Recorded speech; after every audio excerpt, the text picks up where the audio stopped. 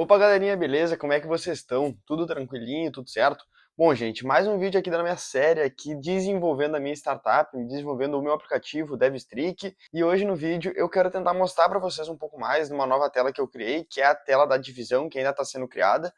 Porém, gente, nos últimos momentos, nas últimas semanas, eu não estou conseguindo dar tanto foco no aplicativo, etc, porque eu tô focando bastante no canal e também eu tô focando bastante na faculdade. Agora que começou um conteúdo mais difícil na faculdade, fica difícil eu dar todo o meu tempo que eu tenho livre para produzir o DevStreak, sabe? Mas hoje eu também queria falar um pouquinho mais do nosso público-alvo, falar um pouco mais de toda essa estrutura que eu estou pensando em fazer com o aplicativo, como é que pode ser a questão da monetização e falar bastante sobre todos esses aspectos aí que uma pequena empresinha pode ter, sabe?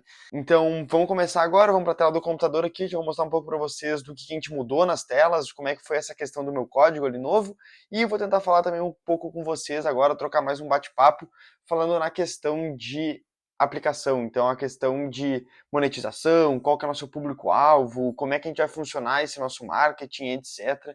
E alguns diferenciais do nosso aplicativo que eu tenho em mente. Beleza? Então vamos para a tela do computador aqui que eu vou mostrar tudo para vocês. Bom, gente, vindo então aqui para a tela do nosso computador, aqui já temos o nosso aplicativo, então aqui já tem as telas que eu já mostrei para vocês que estão sendo criadas, que já foram meio que criadas e estruturadas, etc.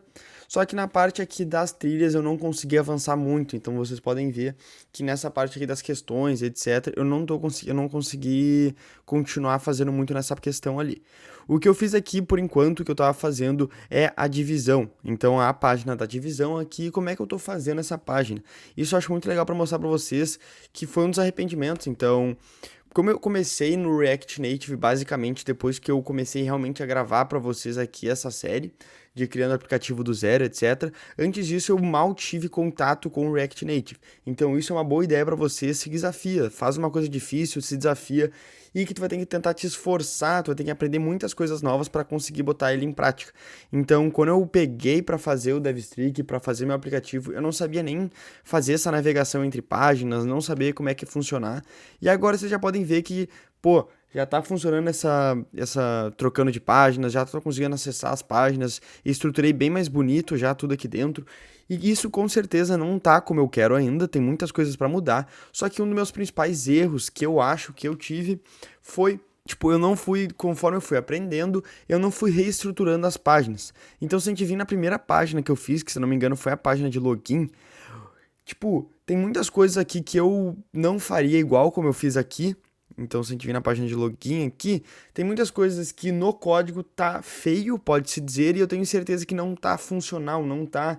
Ele não vai estar, tipo, uma velocidade rápida, sabe? Sobretudo, eu acho que é sobre isso, é realmente tu começar a botar a mão na prática, tu se desafiar a fazer coisas difíceis e tu vai aprendendo conforme tu vai fazendo. Então, o que eu fiz de diferente, por exemplo, nessa página aqui, na divisão Esmeralda, aqui na divisão, é realmente ir botando tudo como se a gente fosse puxar do banco. Então, se eu vim na tela aqui na minha tela da divisão, onde eu fiz esse, botei ó, o código de toda essa página aqui, tá aqui, vocês podem ver que, por exemplo, esse Continames eu não estou utilizando, não sei o que está aqui, porém não. O que eu quero mostrar para vocês é, por exemplo, todos os cards que eu estou chamando agora, por exemplo, aqui Esmeralda escrito. Antigamente eu literalmente escrevia Esmeralda e não passava como parâmetro. Então nisso esse componente ele ficava aqui meio que inutilizável. E o intuito realmente do React Native, é tu realmente poder reutilizar esses componentes. E como é que a gente reutiliza? A gente simplesmente passa parâmetros e dentro desses parâmetros, por exemplo, aqui o nome da liga, o day left e o position to up. Então são essas três informações, o nome da liga, o tempo restante e quantas posições eu subi ou caí hoje.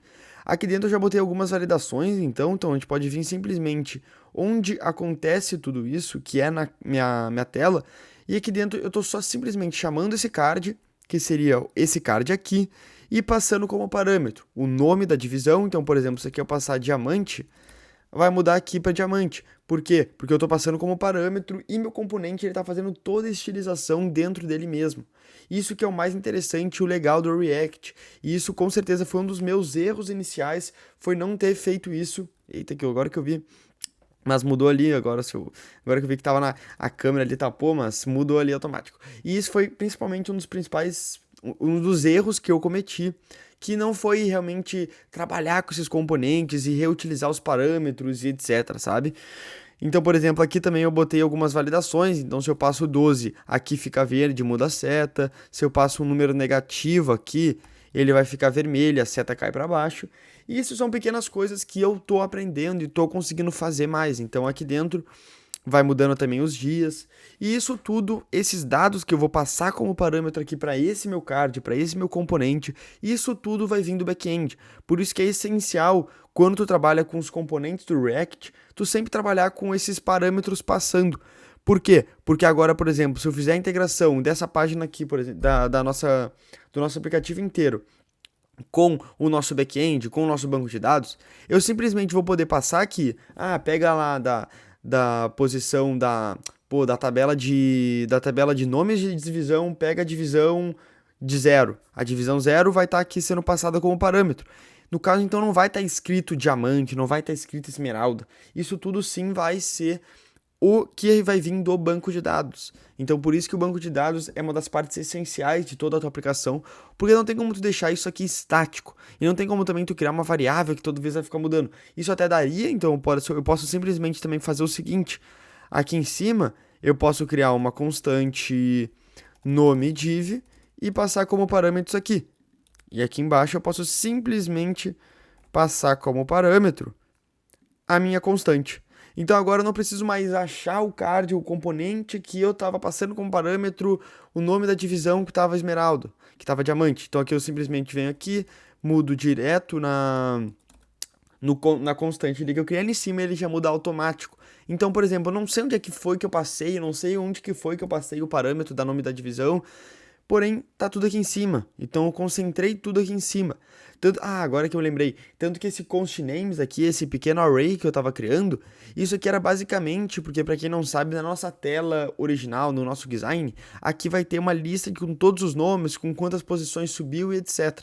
Quantas posições subiu, qual que é a ordem da divisão qual que é as posições de cada um nessa divisão específica, que seria no caso a divisão esmeralda. E aqui dentro a gente passaria isso aqui, então eu estava criando aqui uma flat list, etc. E esse é o essencial dos componentes. Esse foi um dos erros também que eu cometi.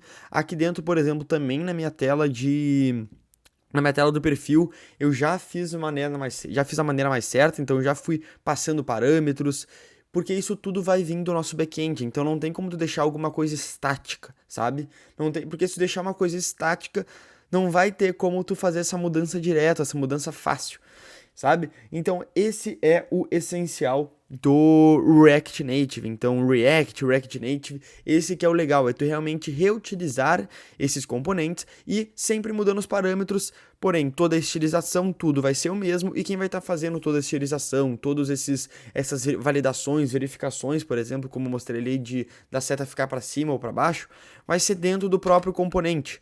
Então na tela principal apenas ficaria a estruturação da página, e dentro de cada componente teria só as validações específicas para tal componente em específico que tu está querendo adicionar na tua tela. E, gente, quando a gente fala agora do meu foco principal no aplicativo, com tudo isso, o meu foco inicial, principalmente, era gravar um canal, era gravar um conteúdo que eu gosto, que é realmente a programação, e botar em prática uma linguagem de programação que eu sempre gostei e que eu sempre quis aprender. Então, desde o meu trabalho lá, quando eu fazia estágio, eu já tinha muito interesse nessa área do mobile, porque no nosso estágio lá, eles estavam construindo recém o nosso aplicativo da empresa, etc. E eu sempre tive muito interesse em entender como é que funcionava essa questão de mobile. Eu nunca consegui entender realmente. E eu escolhi a linguagem de React Native por abordar tanto o iOS quanto o Android. Sobretudo, outro erro que eu cometi foi que eu não sabia no início, quando eu estava programando, que tem componentes específicos, coisas específicas que só funcionam no iOS e coisas específicas que só funcionam no Android. Sobretudo, como eu estava fazendo toda a minha aplicação em cima do meu MacBook, então eu estava rodando só em dispositivos iOS. Com isso eu tive alguns problemas, tanto que um amigo meu foi tentar fazer daí no Android Studios para tentar começar a fazer esse emparelhamento, ver etc, como é que estava funcionando, e vários erros aconteceram, porque eu utilizei de bibliotecas que só tem no iOS e bibliotecas que não existem no Android, porque no início eu não sabia dessa questão. Na minha cabeça, o React Native ia pegar os dois pontos e qualquer coisa que eu fizesse ia rodar nos dois dispositivos, tanto Android quanto iOS. Sobretudo, depois que eu descobri isso, fui tentar rodar para Android e me deparei com vários problemas. Então, esse foi outro ponto crucial que, foi um ponto de atenção e que eu aprendi. Então agora todas as páginas novas que eu estou criando, eu estou tentando pegar como base tanto o Android quanto bibliotecas de iOS ou bibliotecas que emparelham as duas de forma tranquila. Então a ideia mesmo é, se tu tá programando em React Native e a tua ideia é rodar tanto em Android quanto iOS, vai testando nos dois ao mesmo tempo, sabe? Porque pode ter erros que tu não vai reconhecer num. Por exemplo, eu rodando só no iOS, tem erros que eu não sabia que ia estar acontecendo no Android, e mesma coisa vice-versa, sabe? Mas bom, falando um pouco agora dos aspectos principais do DevStreak, que é o aplicativo que eu estou construindo. O DevStreak é um aplicativo que ele vai ter como público-alvo tanto os iniciantes, programadores experientes ou até empresas e instituições. Então a ideia pode ser simplesmente a gente fazer uma parceria com a Alura da vida, por exemplo, fazer uma parceria com a Udemy, não sei, mas a ideia é realmente ser um Duolingo focado na programação. Eu sei que tem vários aplicativos já que é do estilo do Duolingo para programação, mas eu nunca achei, algo que eu realmente gostasse, algo tranquilo e fácil de fazer. Fácil no modo de dizer, porém, algo que, sei lá, o estilo que os aplicativos que existem funciona, eu não gosto, já testei por meses, assim, nunca gostei. Então, a minha ideia é realmente fazer uma coisa que eu sempre tive vontade, porque eu já tô fazendo Duolingo, já faço Duolingo, fazia acho que 280 dias de ofensiva, e eu entro todo santo dia no Duolingo. E é uma coisa também que eu gostaria de fazer com a programação, ter toda hora esse contato, mesmo que eu tente programar todo dia no computador, tem dias que eu não consigo acessar o computador. E aí, como é que eu faço a minha programação? Como é que eu treino minha lógica do dia para não ficar para trás em algum aspecto? Então essa é a ideia realmente, é onde entra o DevStreak. O DevStreak ele vai entrar para pegar 3 minutos do teu dia, forçar algum conhecimento, forçar então alguma lógica de programação, tu te ligar, pensar como um programador na hora de fazer uma pequena tarefinha ali de arrays, e é essa realmente a ideia do DevStreak. Então a gente vai trabalhar também com streaks e recompensas, exatamente como no do Duolingo, porque, por exemplo, eu tô com 280 dias no Duolingo. Tem dias que eu só entro no Duolingo porque eu não quero perder minha ofensiva, eu não quero perder esse meu streak. E com certeza é esse o foco, é esse que é o legal também do Duolingo, é essa gamificação, e é essa ideia também a gente quer trazer pro DevStreak. Então a gente quer ter os streaks, a gente quer ter recompensas, ter divisões. A gente até tinha pensado no início, quando a gente tava pensando nessa ideia, quando eu tava pensando nessa ideia, até fazer, sei lá, class. Então pode ser um clã que vai ser misturar um Clash Royale ali com clãs, que o clã que faz mais desafios por dia, pode-se dizer assim, a gente pode pensar também, vai ficando no top, e a gente vai dando mais recompensas, e sempre trabalhando com essa parte da gamificação, que eu acho que é mais legal, tentar misturar uma coisa divertida e com uma coisa mais técnica, que no caso seria aprender a programação. A ideia também é a gente trabalhar com comunidades, então, como no Duolingo ali a gente consegue ver nas divisões, a gente tem o nome das pessoas que estão um na frente do outro. A ideia é a gente puxar um pouco isso aí também, mas também puxar meio que se fosse um chat, uma troca de papo entre, sei lá, tu tá fazendo um curso específico no front-end do nosso aplicativo. A ideia é ter um bate-papo, porque a ideia não é ter professores especializados explicando, então não é ter vídeos, e sim pequenas questões que vão ter respostas certas e respostas erradas. Então, se a pessoa ficou com alguma dúvida, a gente pensou também o que vai acontecer no caso, que a gente vai colocar, porque no Duolingo, por exemplo, tu ficou com alguma dúvida, não tem como tu tirar essa dúvida. Então, a nossa ideia é a gente trabalhar com essa questão aqui. Então, vai ter esse ponto de interrogação. Nesse ponto de interrogação, a ideia é tu pegar alguma dica. Então, por exemplo, eu não consigo sair dessa questão. A única opção no Duolingo é tu errar a resposta de propósito para passar para a próxima questão. Mas a ideia nossa é a gente ter esse botãozinho aqui em cima. Esse botãozinho aqui em cima vai ser uma dica, não vai te dar a resposta, mas ele vai te auxiliar a entender melhor essa questão. Então, a entender melhor como é que como é que tu poderia resolver, como é que tu poderia chegar numa resposta, numa resolução para essa questão em específico. Então, tirando algum desses diferenciais, a ideia é a gente também ter vários eventos dentro do nosso DevStreak. Então, sei lá, como no Duolingo a gente pode combater, a gente pode desafiar alguém. Então, eu e minha família a gente faz Duolingo todos os dias, eu e minha família inteira. Então, a ideia é a gente poder trabalhar com, eu quero desafiar, não sei, meu pai para fazer um mês de foco intensivo e quem perder vai, sei lá, tu tem 50 moedas no teu jogo, tu vai pagar 10 moedas para ele. Então fazer meio que essa brincadeira, entenderam? Pra gente, sei lá, um desafiar o outro pra realmente trabalhar nessa tática de gamificação, sabe? Eu acho que isso pode ser uma forma muito legal da gente transformar o aplicativo, porque no aplicativo meio que a gente vai estar aprendendo sozinho. Então, com essa gamificação, com desafiar não sei alguém, desafiar um amigo, ganhar moedas, perder moedas, pagar a moeda para outra pessoa depois de desafiar, a ideia é realmente a gente trabalhar com essa gamificação e trabalhar com todo mundo meio que se fosse evoluindo junto, pode-se dizer, sabe? Então eu tô começando a programação, meu amigo também tá começando.